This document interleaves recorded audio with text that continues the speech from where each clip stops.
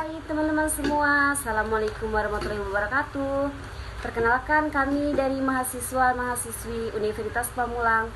Saya Rizky Dwi dan dua teman saya, Tubagus Dafa dan Salamet. Di sini ingin menyampaikan materi mengenai keseimbangan pasar barang dan uang. Permintaan agregat merupakan tingkat pengeluaran yang akan dilakukan perusahaan-perusahaan dalam perekonomian pada berbagai tingkat harga.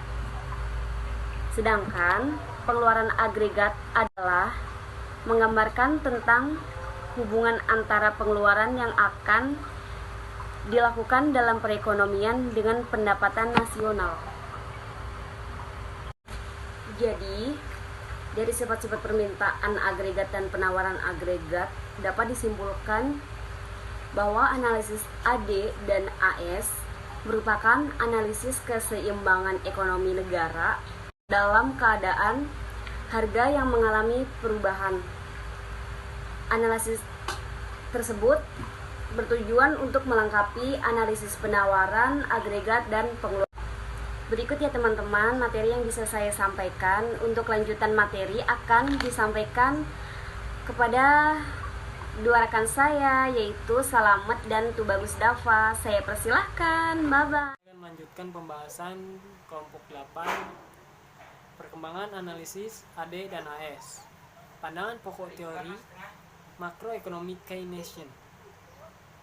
Pandangan Keynesian meliputi 3 aspek sebagai berikut. Yang pertama, peranan pengeluaran agregat. Yang kedua, penentuan suku bunga dan peranan uang. Dan yang ketiga, peranan pemerintah dalam menentukan tingkat kegiatan ekonomi dalam suatu tahun tertentu. Baik, yang pertama, peranan pengeluaran agregat. Analisis Keynes merupakan analisis jangka pendek yang memperhatikan perubahan kegiatan ekonomi sebagai akibat dari perubahan pengeluaran agregat. Dalam analisis itu tidak diperhatikan mengenai perkembangan teknologi dan perubahan kualitas faktor-faktor produksi. Dan yang kedua, penentuan suku bunga dan peranan uang. Keynes menerangkan efek perubahan penawaran uang kepada kegiatan ekonomi melalui rangkaian peristiwa sebagai berikut. Yang pertama, efek perubahan penawaran uang ke atas suku bangsa. Yang kedua, efek perubahan suku. Baik, yang pertama, efek perubahan penawaran uang ke atas suku bunga. Dan yang kedua, efek perubahan suku bunga ke atas investasi. Dan yang terakhir, efek perubahan investasi ke atas pengeluaran agregat dan pendapatan nasional. Rangkaian peristiwa ini dinamakan mekanisme transmisi. Dan dari saya mungkin akan diteruskan oleh teman saya. Terima kasih. Peranan pemerintah dalam menentukan tingkat kegiatan ekonomi dalam suatu tahun tertentu. Analisa makroekonomi Keynesian sangat menekankan kepada peranan pemerintah dalam mempengaruhi kegiatan ekonomi, tanpa adanya campur tangan pemerintah, yaitu apabila penentuan kegiatan ekonomi sepenuhnya diatur oleh pasaran bebas, ekonomi akan menghadapi masalah sebagai berikut. Pertama, ekonomi sukar untuk mencapai tingkat kesempatan kerja penuh. Kedua, terdapat perubahan yang besar dalam kegiatan ekonomi dari waktu ke waktu. Keynesian menekankan perlunya campur tangan pemerintah dalam usaha untuk mencapai tingkat kesepakatan kerja penuh tanpa inflasi.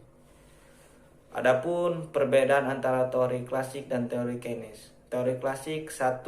Perekonomian selalu mencapai tingkat kesempatan kerja penuh. Kedua, penawaran dengan sendirinya menciptakan permintaan. Maksudnya, dalam ekonomi terdapat cukup banyak permintaan dan oleh sebab itu setiap jenis barang yang diproduksikan akan dapat terjual di pasar.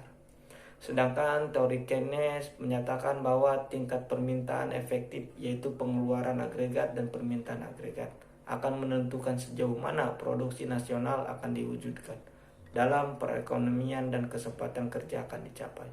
Kedua, dalam perekonomian, kesempatan kerja penuh tidak akan selalu dicapai. Yang kerap berlaku adalah masalah pengangguran. Mungkin cukup sekian dari kelompok kami. Kurang lebihnya mohon maaf. Wassalamualaikum warahmatullahi wabarakatuh.